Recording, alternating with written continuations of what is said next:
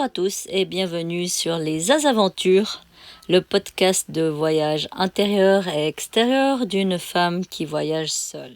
Et voilà, 12 ans de voyage. Je viens de fêter les 12 ans de voyage le 30 mai dernier. Dois-je dire seulement 12 ans ou déjà 12 ans? Eh bien, ce que je ressens au fond, c'est de dire ce n'est que le début. Une sorte de warm-up, d'échauffement avant la grande course. Dans ce podcast, je vais vous parler en rétrospective par rapport à où je me trouvais tous les 30 mai de ces 12 dernières années. Mais avant cela, j'aimerais encore juste vous partager qu'est-ce que c'est de voyager 12 ans. Alors pour commencer, c'est pas comme si on partait en voyage 3 à 6 mois où on sait qu'on a une date de retour et qu'on peut se reposer là-dessus. Pour moi, c'était clair dans ma tête à 90%, on va estimer, qu'il n'y avait pas de date de retour. C'est pour cela qu'au début, j'annonçais que je partais pour minimum 15 ans. Je dois avouer que dans les premières années, je dirais les 2 premières années surtout, sur mon vélo, il m'est arrivé plusieurs fois à penser et si je rentrais. Mais ceci était que des pensées et j'ai jamais fait le pas. Et finalement, avec le temps, c'est une acceptation.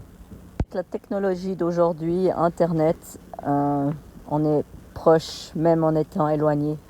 Donc ça fait beaucoup moins de manque. Imaginez 50 ans en arrière, même 30 ans, de voyager la même chose. C'est clair que la connexion aux personnes éloignées était beaucoup plus compliquée. La preuve, aujourd'hui, je peux vous faire ce podcast au lieu d'écrire un livre. Partir si longtemps, c'est aussi sortir de la société traditionnelle où on a vécu, où on a grandi, du travail dodo métro. Et donc oui, pour moi aujourd'hui, je le dis, il n'est pas possible de me réinsérer dans cette civilisation. Peut-être avec un petit peu de volonté, mais là actuellement je ne l'ai pas. Cette phrase qui dit ne jamais dire jamais, alors qui sait? Mais aujourd'hui je suis tellement épanouie avec Manta que je ne me vois pas ailleurs. Surtout avec une journée comme hier où j'ai pu faire 5 heures de navigation à la voile, une magnifique plongée dans un cadre idyllique, des paysages magnifiques, une eau limpide, avec en plus de la connexion, ce qui me permet de me connecter à l'extérieur. Des journées ainsi me remplissent tellement de bonheur, d'énergie, que je me vois vraiment pas ailleurs. Et j'en suis très consciente, et il y en a plein des journées ainsi. Alors je profite de ce petit instant pour remercier du fond du cœur tout l'univers, toutes les personnes qui m'ont permis à être ici aujourd'hui et maintenant. Merci infiniment. Mes 12 ans de voyage, c'est aussi des milliers de rencontres de gens de toutes les cultures et environnements différents. Cela aide à apprendre la géographie, l'histoire, les langues, les distances, énormément sur soi-même, la patience, la résiliation, la gratitude et tellement plus. En bref, c'est vivre sa vie à 1000 à l'heure, dans le sens positif. Et ça, je kiffe. Maintenant, passons à la rétrospective. Alors, je vais vous épargner les détails du départ du 30 mai 2009, puisque j'en parle dans l'épisode 6, le jour J. Et nous allons passer tout de suite à la première année, le 30 mai 2010. Je me situe au Maroc, au sud du Rif, et je vais vous lire mon journal de bord. En effet, c'était bien le début de la maladie. J'ai pas beaucoup dormi, à peine 2 heures. Entre la gorge et le ventre, cette fois ça y est, ma première maladie, pile une année. Cool, c'est ainsi que je vais fêter mon année de voyage. J'ai sucé toute la nuit des pastilles pour le coup et je commence le traitement d'Imodium. La gastro. Vu mon état, je décide que je vais pas prendre la route aujourd'hui. La famille me comprend très bien et s'occupe de moi toute la journée comme si j'étais leur propre fille. Vraiment, ces Marocains, c'est quelque chose. Je passe ma journée à essayer de surmonter tout cela entre mon lit et les toilettes turques. Par-dessus le marché, voilà que l'on n'a pas d'électricité jusqu'à 16 heures pour cause de réparation de ligne. Du coup, j'ai loupé le match Federer-Wawrinka à Roland-Garros. Mince, pour une fois que je suis chez les Marocains qui regardent autre chose que du foot et de la musique berbère. On joue au rumi avec Mohamed et son frère Hamid. En fin de journée, ma gorge va déjà mieux. Et mon ventre aussi. Enfin, il ne doit plus rien rester à l'intérieur. Une bonne nuit de sommeil et je devrais être d'aplomb pour demain. Maintenant, quelques pensées et réalités sur mon année de voyage et découverte. Une année sans aucune crampe, cela se dit. Les produits naturels qui me nourrissent me conviennent très bien, mais aussi mon ovomaltine, environ 5 kilos. Ma motivation est toujours au bout fixe, aller plus loin et découvrir encore plein de belles choses sur cette terre reste dans ma tête. J'ai vraiment trouvé ma voie dans ce voyage, alliant découverte, sport et aventure, tout ce que j'aime.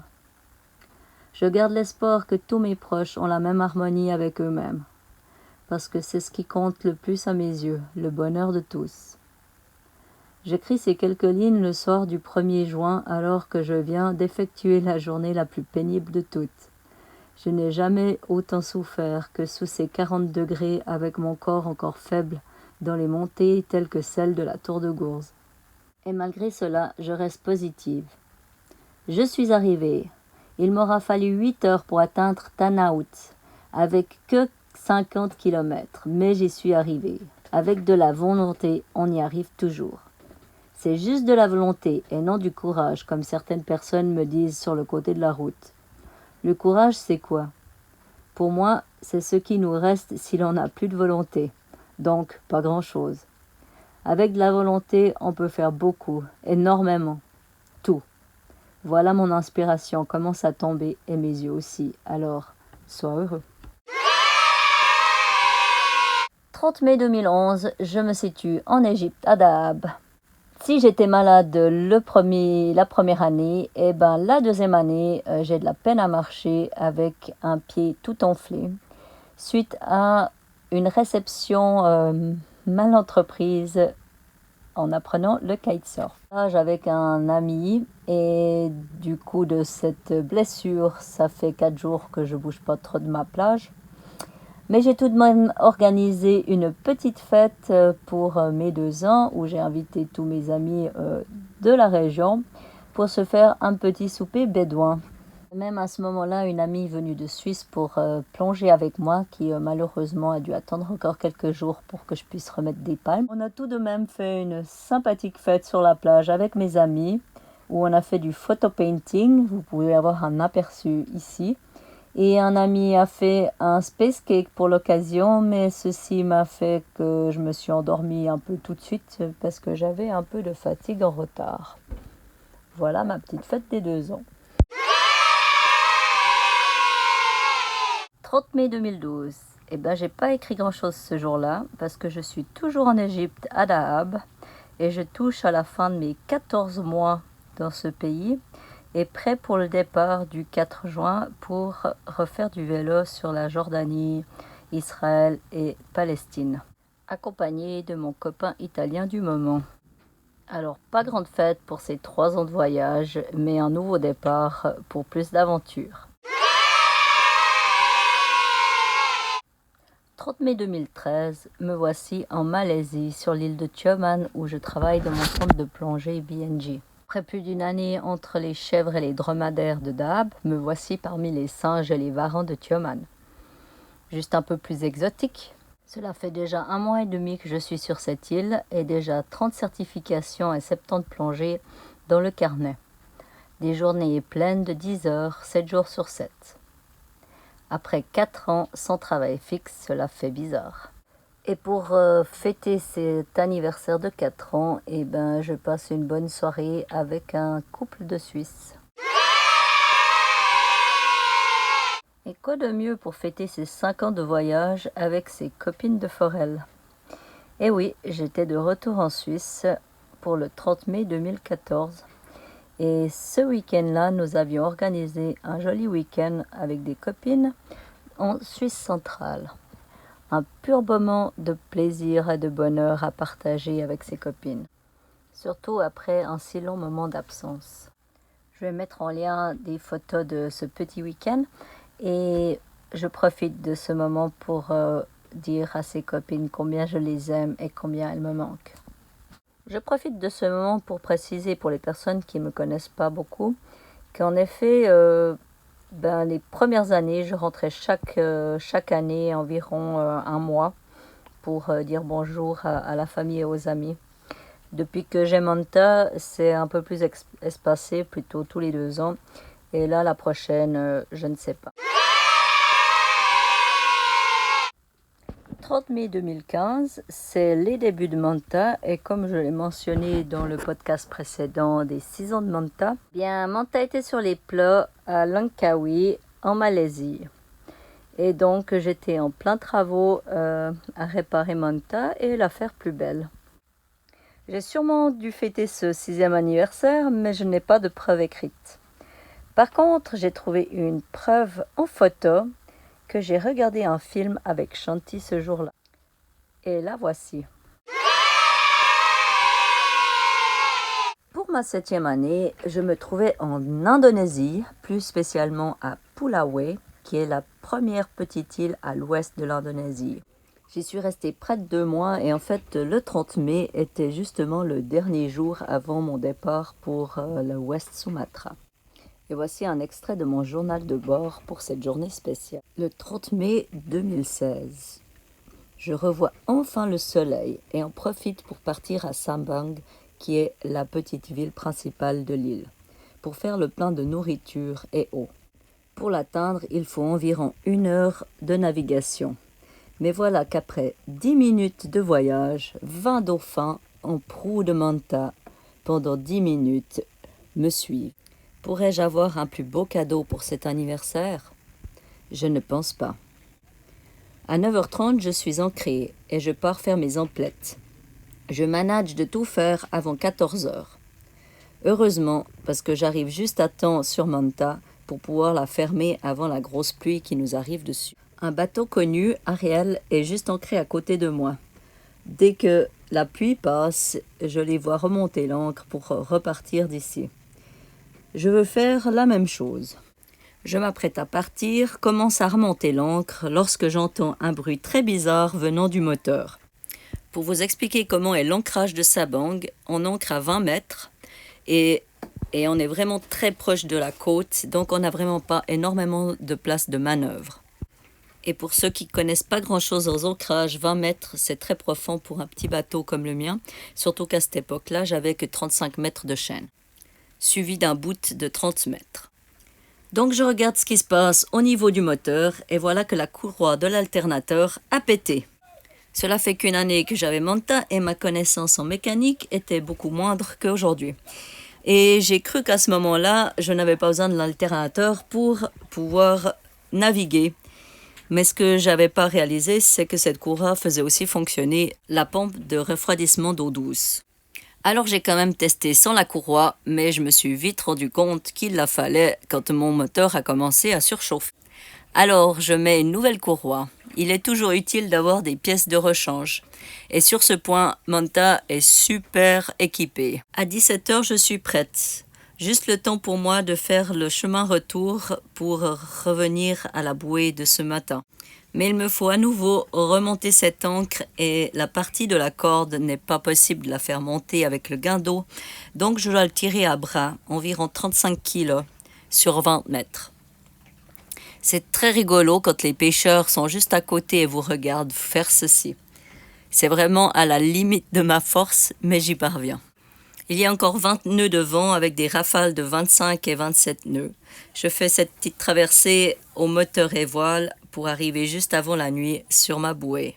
Ce soir, il était prévu d'aller faire la fête et de manger au restaurant Bixio chez des amis. Mais la pluie en a décidé autrement pour moi. Je resterai donc à bord avec un verre de ginger beer pour fêter mes 7 ans de voyage, avec ce beau souvenir des dauphins de ce matin. Pour mes 8 ans de voyage, une autre journée très particulière. Je me situe en Malaisie, mais cette journée-là, je traverse Singapour. 45 miles parmi les cargos et un trafic intense. Et voici ce que mon journal de bord raconte. Réveil à 4 heures par un coup de vent. Il me faut 5 secondes pour réaliser où je me trouve. J'étais vraiment endormi profondément. Un coup de Sumatra de l'Ouest, mon premier de cette année. 30 nœuds de vent. Bon test pour mon ancre qui ne bouge pas avec 20 mètres de chaîne à 3 mètres de fond. La voilà inaugurée, mon nouvel ancre. Il me faut trouver un nom puisque je me trouve devant Singapour, va pour Singa. La tempête dure 2 heures, mais au bout d'1h30, j'arrive à me rendormir un petit moment. Jusqu'à 7 heures, réveillée par le jour. 7h30, c'est parti. J'ai même un peu de vent favorable, mais aussi la pluie. Cela sera couvert toute la journée. Les cargos ont une voie navigable qu'ils doivent suivre, qu'on appelle l'autoroute. Nous, petits bateaux, essayons d'être juste sur le bord de cette autoroute, donc entre l'autoroute et la station d'ancrage où les autres cargos sont ancrés. Donc nous suivons cette bande d'arrêt d'urgence de l'autoroute, on peut dire, pour naviguer dans une plus grande sécurité.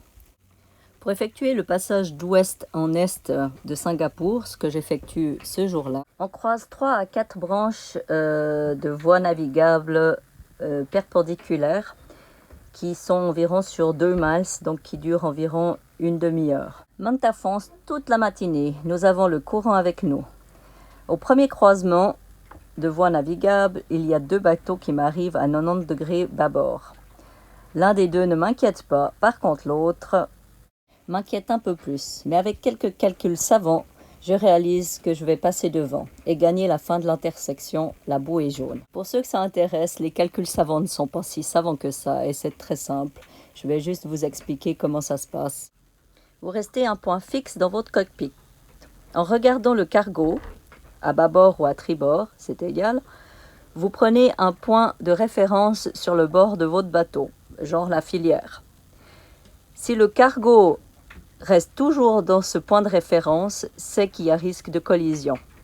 Si, au fur et à mesure que les minutes passent, il vient avant ou après ce point de référence, vous allez soit passer devant, soit il va vous passer devant. Vous voyez, rien de compliqué et rien de très savant. Par contre, quand vous voyez le cargo rester dans le point de référence, je peux vous dire que ça fait monter un peu d'adrénaline. Mais là, je passe la bouée jaune, je suis sauve.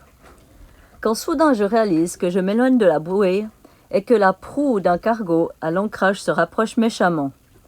En fait, je réalise que la bouée n'est pas derrière moi, mais plutôt sur mon côté.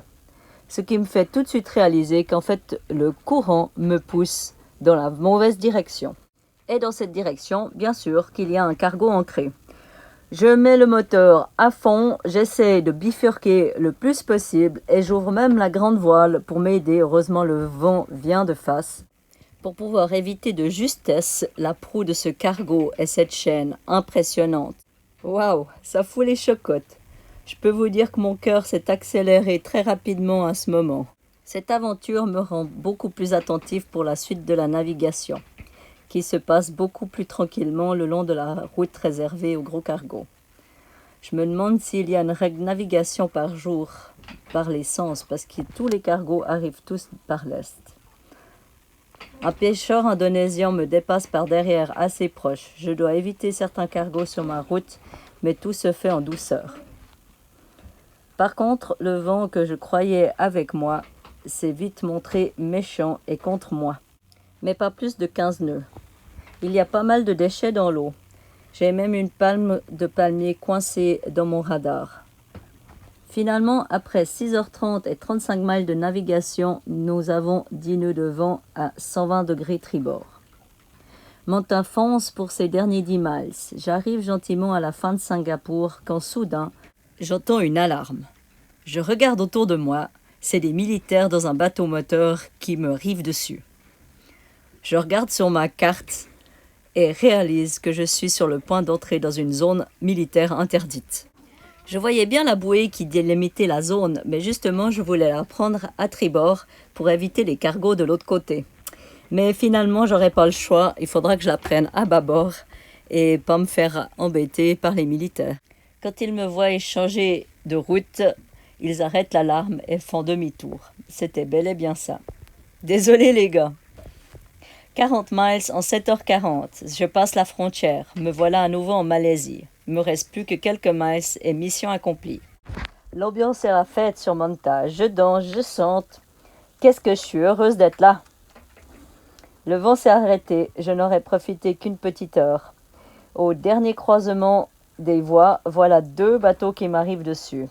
Une barge qui ne va pas très vite et un vaisseau militaire qui, lui, a vive allure. Il me reste un demi-mile pour sortir de la zone. Est-ce que ça passe? Allez, Manta, fonce! Finalement, ça passe, mais ça fout les boules encore une fois. Il me reste plus que 3 miles et je peux ancrer à côté d'Ariel, le bateau ami. Ce soir, je fête mes 8 ans de voyage et ma traversée de Singapour sur Ariel. Une soirée bien arrosée et joyeuse. Je suis trop contente d'être ici et de pouvoir naviguer avec Manta. Je kiffe la live. Pour mes 9 ans de voyage, cette fois-ci, je suis du côté de Bornéo, toujours en Malaisie. Cela fait que 9 jours que Pépette est à bord et nous naviguons ensemble et voici le détail de mon journal de bord. Départ à 6 heures pour Labuan et les 40 miles qui nous séparent. Nous nous situons au nord de l'île de Tiga et une belle journée ensoleillée s'annonce. Je peux voir des grains de part et d'autre, mais pas sur mon chemin, enfin pour l'instant. Il y a juste 6 nœuds de vent de face, pourvu que ça dure. Normalement, à cette saison, il est beaucoup plus fort. Cette tranquille navigation me permet de cuisiner à bord, pain aux olives et tomates séchées, baba ganoush, pour pouvoir fêter mes 9 ans ce soir, mais aussi mes 10 000 miles. Je compte inviter toutes les têtes connues de la marina pour boire une bonne bière au gingembre maison. Nous voilà de retour dans la marina de Labuan pour la énième fois. Et 7 personnes ont répondu à mon invitation avec une moyenne d'âge de 65 ans. Donc, à 8 heures, tout le monde est parti se coucher. Après quand même 6 litres de bière au gingembre. Voilà, mon 9e anniversaire est fêté. Ma 10e année d'anniversaire de voyage, je la fêterai aux Philippines sur une navigation entre Coron et Puerto Princesa. Et ce jour-là, de 30 mai, on se fait une petite navigation de 2h30 pour arriver à l'île de Denayayan, où je ferai une petite plongée sans intérêt. Mais nous passons une bonne partie de l'après-midi sur la plage pour le plaisir de Pépette et du garde à qui j'offre une bière au gingembre et qui est content d'avoir de la compagnie. C'est une île privée et il est là pour la surveiller, mais il est sympa de m'accueillir quelques heures à terre. Une journée toute simple, mais comme je les aime. Navigation, exploration et plongée. Et finir avec une bière au gingembre au coucher du soleil.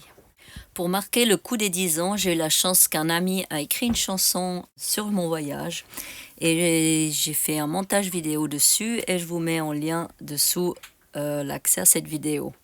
J'avais fait aussi une vidéo pour les 5 ans, donc vous pouvez retrouver les liens de tout juste en dessous du podcast. Pour les 11 ans de voyage, nous sommes toujours aux Philippines. Cette fois-ci dans la baie de Carmen, où cela fait 2 mois que j'y suis, dû au Covid. Pour marquer ces 11 ans, c'est aussi l'arrivée du vélo à bord de Manta. Et donc pour fêter cela, je me suis mis à la cuisine presque toute la journée afin d'inviter mes amis de l'ancrage pour passer une bonne soirée ensemble. Et pour l'occasion, j'avais fait une jolie photo avec tous mes jouets et pépettes que je vous mets ici en lien, que vous pouvez voir. Voilà, on arrive à cette année 2021 où j'ai fêté mes 12 ans de voyage. Toujours aux Philippines pour la 3e année consécutive, vraiment dû au Covid, autrement je ne serais pas là. Et cette fois-ci à Darwin sur l'île de Negros. Le matin, c'est passé au marché local de Valencia avec des amis avec qui j'ai pris le lunch. Et un anniversaire de voyage ne peut pas se fêter sans bière au gingembre. Alors j'ai eu un ami qui est venu à bord pour la partager avec moi. Donc voilà pour ce podcast de 12 ans de voyage qui arrive à son terme. Et comme dans tous les voyages, il y a des surprises, des choses inattendues. Et ben voilà, moi à la fin du mois, mon voyage va changer radicalement. Mais je ne vous en dis pas plus, vous en saurez plus sur le podcast de juillet. Ça sera une surprise pour vous, ou pas. Je vais finir avec ces 2 citations, qui la première est de moi. La voici. Je gagne des kilomètres, je perds des kilos. Je gagne des pays, je perds ma patrie. Je gagne des connaissances, je perds des amis. Je gagne des souvenirs, je perds du temps. Je gagne de l'assurance et je perds mes doutes. Et la deuxième, si l'eau d'un étang reste immobile, elle devient boueuse et corrompue. L'eau ne reste claire que si elle remue et coule. De même l'homme qui voyage. À bientôt!